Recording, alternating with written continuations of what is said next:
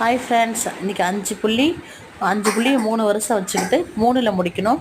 முடிச்சுட்டு வாங்க. இன்றைக்கி புள்ளிக்குள்ள ரொம்ப சிம்பிளாக இருக்கும். நீங்கள் உங்கள் வீட்டில் ட்ரை பண்ணி பாருங்கள், ரொம்ப ஈஸியாக இருக்கும். நான்லாம் ஒரு செகண்டில் போட்டுட்டேன்.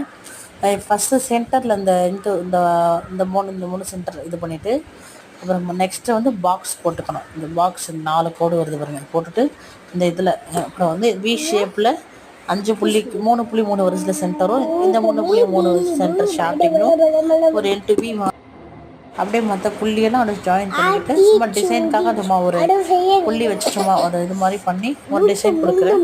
நீங்கள் போட்டு பாருங்கள், சூப்பராகவே. இது எங்கள் வீட்டில் இன்றைக்கி ஃப்ரைடே போட்ட கோலம்.